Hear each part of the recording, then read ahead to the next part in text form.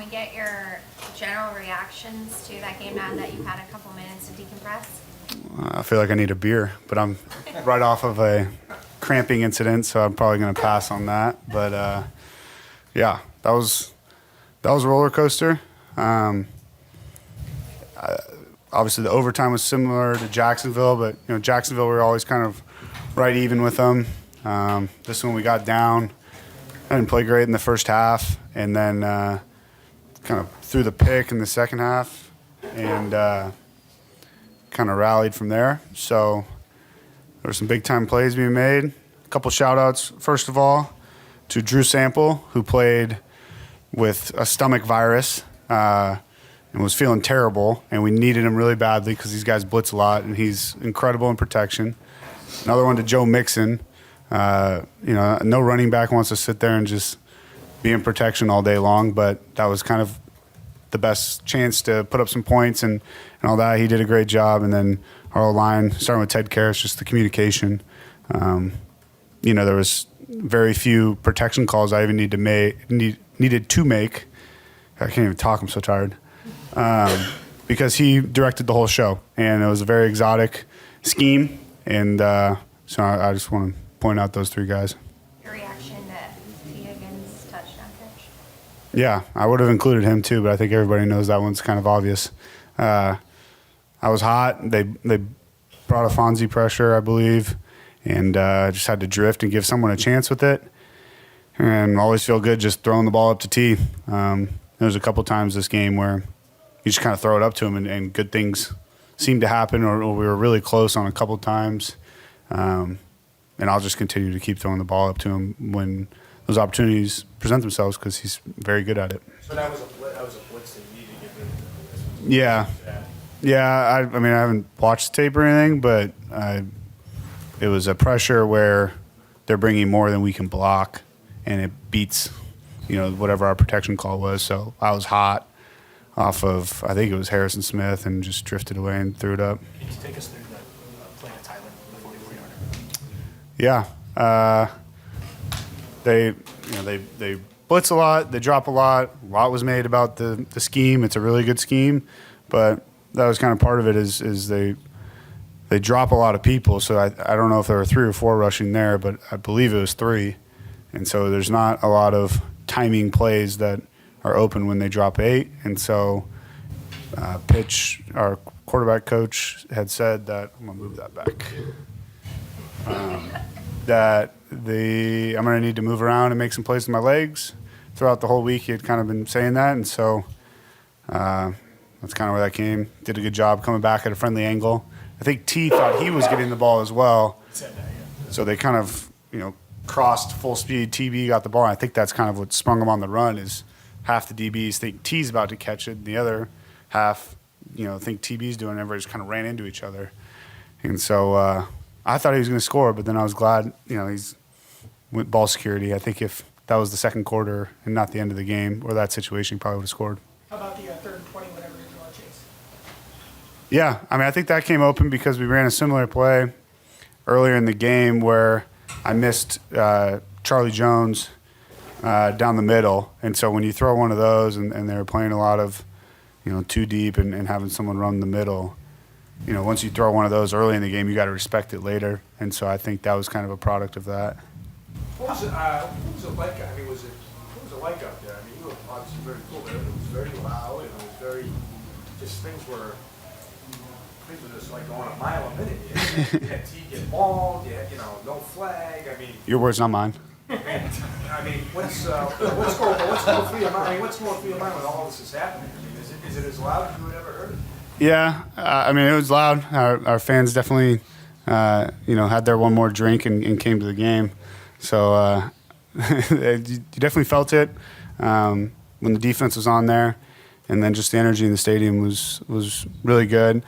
I'm kind of in a position where I just detach from that, and I feel like the louder it gets, the quieter it gets just in my own head, I guess. But, yeah, I think that played a big factor. There were some false starts, delay of games. It was tough for them to communicate, and it was a fun atmosphere to play in. Why do you think the offense was able to kind of find a gear in the fourth quarter after kind of 3 quarters just not finding a rhythm? I mean, like I've said before, it's not as bad or as good as you think on tape. My first half was pretty bad, I thought. And so at halftime, it was basically like, all right, that was a bad first half. Like, just get it back together. Then I came out and threw a pick. And I just basically told myself, like, okay, that was a bad decision. Just keep rallying. And but I felt really good about our scheme. Like, that is there was a lot made on the defensive scheme, which it's tough. Like, it is a hard scheme to deal with, and they do a great job with so many different people in so many different positions and presenting a lot of different looks. But I guess another shout out to Brian Callahan. First thing he told me when we came in the building, what would that be, on Tuesday, was, I think you're going to throw for 500 yards.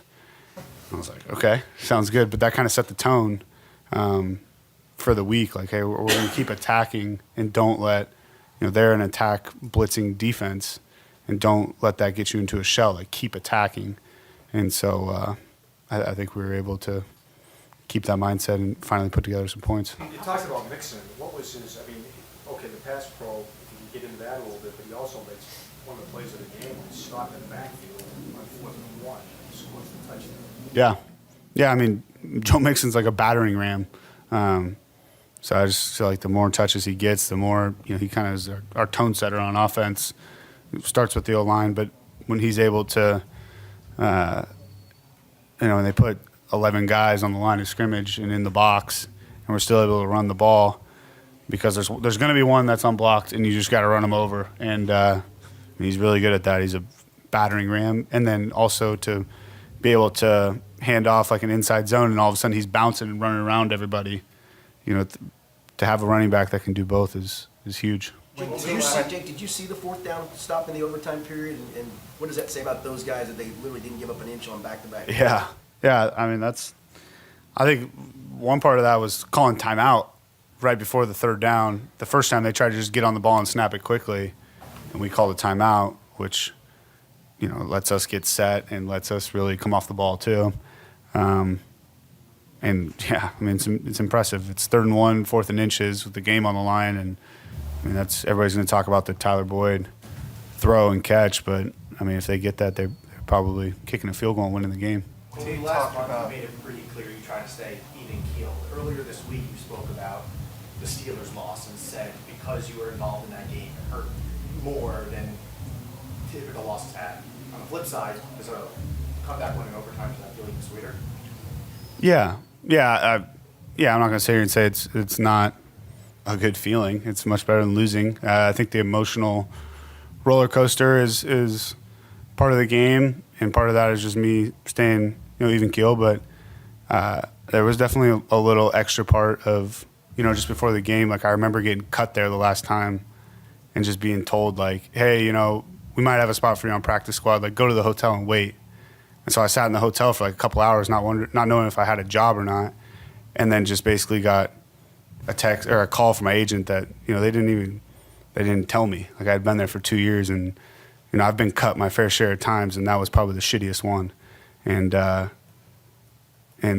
there was a little bit more this week. I know I had denied it, and there's some great people over there. It's completely different coaching staff and everything. And I want to emphasize, like, there are some incredible people over there, but that one felt good. I think right after we made the field goal to win the game, I screamed at a camera and said they never should have cut me. Jake, Did you know earlier in the week then, when you said it to us, that you were going to just play it down until afterwards? Yeah, I mean, you can't say that the whole week and then go lose. You just wait until you win, and then don't look like an idiot. Jake, as the starting quarterback of this team, you guys won 3 straight. What's your confidence level in leading this team into the playoffs? High, but I think we're going to play an important game next week, play the Steelers, and I played terrible against them last time, so I'm pretty focused on that. T talked about it was time to be the alpha when Jamar went out. When Jamar goes out and you're obviously tasked with winning the game, what's going through your mind without Jamar Chase on the field? Yeah, I mean, Jamar's one of our best players, has been for a couple years, but sometimes that's just going to happen. I mean, it's a physical game. Stuff happens. He made an incredible catch. I think on the play where he got hurt he made the crazy 3rd and long catch over the middle that we referenced earlier. But, I mean, I think maybe T feels differently, but I feel like they're both alphas the entire time. Like that's a 1A, 1B, and I got a ton of comfort. And maybe T doesn't feel that way, but I throw it to him like he's going to be the alpha all the time. And so, it didn't really change my mindset. Obviously, you want to have Jamar out there, but Andre's done a lot of great stuff in practice, and I got a ton of confidence. And really, no matter who's out there, I'm going to throw to where the coverage tells me to throw, and it's on them to win. And so I think once you get outside of that mindset, that's when you start to make some bad decisions. Given what you just said about the context for this game and what it means for you personally, how long do you kind of maybe savor this one as opposed to other wins before you move on to facing Pittsburgh next week?